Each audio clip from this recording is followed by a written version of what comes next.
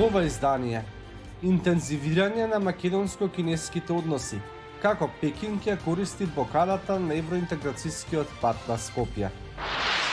Телефонска апликација развиена од НАСА овозможува секој да придонесе во борбата со климатските промени. Традиција во Њујорк, благословување на велосипеди. Останете со нас, ќе ви кажеме повеќе. Поздрав од Вашингтон. Ова е гласот на Америка на македонски јазик, а јас сум Никола Крстик. Додека земјата останува во чекалната на Европската Унија, се интензивираат македонско-кинеските односи. Дел од експертите сметаат дека Пекинг ја користи секоја прилика, вклучително и пандемијата, за да се доближи до Скопје. Чекајќи на старт на преговори со Европската Унија, која за се годи тешко поради бугарското вето, македонските власти ги интензивираат пријателските односи со официјален Пекинг. За тоа говорат и последните средби на високо ниво меѓу двете држави за релативно кратко време. Откако на крајот на април пристигнаа првите 200.000 кинески вакцини за COVID-19, со кои започна масовната имунизација во земјава, премиерот Зоран Заев и министерот за здравство Венко Филипче, заедно со амбасадорот на Кина Џао Цзуо, го посетија вакциналниот пункт во поликлиниката Јане Санденски во Скопје. Никој што чека вакцини не е заборавен. Кина е подготвена да продолжи да ги продлабочува практичните размени со Северна Македонија, да работиме заедно во борбата против епидемијата и да промовираме економско закрепнување за придобивки на нашите земји и народи. Претходно кинескиот амбасадор изјави дека ова не само што представува нова пресвртница на солидарноста меѓу двете земји, туку и ново поглавје во пријателските односи меѓу двата народа. За експертската јавност, Кина па и Русија сакаат да го искористат фактот што нивните вакцини се побрзо достапни од оние на евроатлантските сојузници. Самото тоа има возможува многу подобро позиционирање углед и влијание. Наклонетоста на луѓето кон Кина после ова ќе се зголеми. Трошановски вели дека потврлањето на механизмот на Обединетите нации, како и солидарниот фонд на Европската Унија во однос на Западен Балкан го користи Кина. И тука нели вакуумот на собнеш изгубена доорба го пополнува Кина со својата навремена интервенција. На неколку полиња до сега Европската Унија кон Македонија, особено во делот на проширување, значително потврди и кредибилитетот е сериозно нарушен. Ова само може дополнително да го влоши истина, да. На крајот на април премиерот Заев се сретна и со министерот за одбрана на Кина генерал Веј Фенхе. Заев, како што велат од владата, рекол дека двете земји ги исполнуваат своите обврски од договорот за соработка во сферата на одбраната, особено во делот на војното образование и обуките.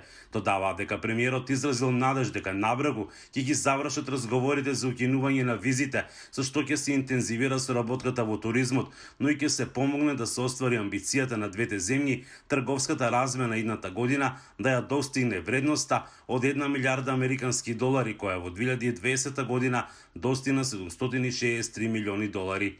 Од Охрид за гласот на Америка, Мики Трајковски. Апликација за паметен телефон, развиена од Американската вселенска агенција НАСА, им овозможува на научниците аматери од целиот свет да се вклучат во борбата со климатските промени. Луѓето во САД и низ целиот свет и помагаат на НАСА во проект за проучување на Земјата. Користејќи апликација на нивните телефони, научниците аматери ја мерат висината и дебелината на локалните дрвја и ги споделуваат податоците со научниците на НАСА, за да им помогнат да ја определат количината на јаглерод која е складирана во дрвата. We're here at Bowling Green State University and I have Megan Recker. Учесниците ја отвораат апликацијата и одбираат дрва од 4 главни алатки. Now, in order to get the height of the tree, she's got to start with the base of the tree. Then she'll take a photo of the top of the tree. А потоа се прави фотографија од целото дрво. Меган потоа оди до дрвото, бројајќи ги чекорите за да ја определи далечината. 28 steps. We're going to set our longitude and latitude positions. And now, Megan's going to send all her tree data to GLOBE. НАСА има сателити кои орбитираат околу Земјата и кои мерат висината на дрвата. Податоците од апликацијата ги надополнуваат наблюдувањата од Вселената што ги врши НАСА за да им помогнат на научниците да го определат јаглеродот што дрвата го примаат и го испуштаат во атмосферата. НАСА може да ги искористи податоците што сме ги собрале на земјата за да утврди колку се добри нивните модели, дали нивните сателити прецизно ја мерат висината на дрвјата. Технологијата во паметните телефони кои постојано ги носиме в джеп, вклучува и некои доста софистицирани алатки, кои се користени при собирањето на податоците. Свативме дека технологијата е доволно напредната и дека можеме да ги комбинираме овие две алатки и да ја вклучиме јавноста во собирањето на податоците. Користењето на алатката за дрвја ја инспирираше Кендис Госен, која е љубителка на природата, да организира групни планинарења во шумите на планината Табор, близу Портленд во Орегон, и да ги вклучи и нив во проектот. Ја носам апликацијата, го носам телефонот, објаснувам што правиме. Зборуваме за тоа како ние колективно ги споделуваме податоците со остатокот од светот. Со правењето на фотографиите и со споделување на информациите преку оваа апликација, тоа станува дел од базата на податоци која секој може да ја види. До сега во програмата учествуваат повеќе од 120 држави, а оние кои се дел од неа се срекни што придонесуваат. Забележувам дека студентите од сите возрасти сакаат да бидат дел од големата слика.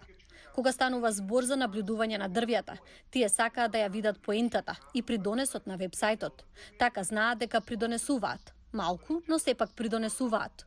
Помагаат во наблюдување на здравјето на земјата, а тоа многу им значи. Thanks, Megan. Keep doing Globe. Катедралата Свети Џон во Њу Јорк е местото каде традиционално секоја година се одржува несекојдневен настан. Благословување на велосипеди. Ана Нелсон има повеќе. Меѓу многу невообичаени њујоршки ритуали, овој се издвојува поради долговечноста. Изминатите 23 години на почетокот од мај стотици велосипедисти ја обиколуваат катедралата Свети Џон во Њу Јорк за да ги благословат велосипедите. Дури ги носат и домашните миленици. Таа го сака Централ парк и кога го спремам велосипедот, ме гледа како едва и да чека да ја земам со себе. Ужива да се вози со велосипед. Глен Голдстайн ја почнал оваа невообичаена традиција и самиот не е религиозен, тој е пасиониран велосипедист кој добил идеја од мајка му. Пред многу години мајка ми испрати да прочитам текст во вестник за благословување на моторите во храм. И јас нормално како и многумина го фрлив текстот, но подоцна си реков: воопшто не е лоша идеја. Дојдов до оваа прекрасна катедрала, ги прашав за идејата и еве тоа го правиме веќе 23 години.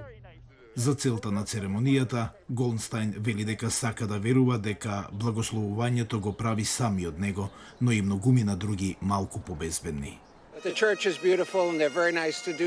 Црквата е прекрасна, убава работа е и прекрасна церемонија. Верувам дека помага и помага да верувате дека ќе ве заштити. Секоја година околу 20 велосипедисти на ден го губат животот во инциденти на американските патишта. Велосипедите бојадисани со бела боја се потсетник за локацијата каде велосипедист загинал. Zudi Dusty, 79, Staten Island. I think it's tragic and it's sad, but Трагично и жално. Добро е да имаме споменик за луѓето да сватат дека е опасно кога велосипедите и автомобилите ги делат истите улици, но да се зголеми свеста дека колку е лесно да се повреди еден велосипедист кога имате тонско возило веднаш зад него. Еднаш годишно доаѓаат да ги благословат велосипедите, а потоа повторно се по улиците, подготвени за уште години со вртење на педалите.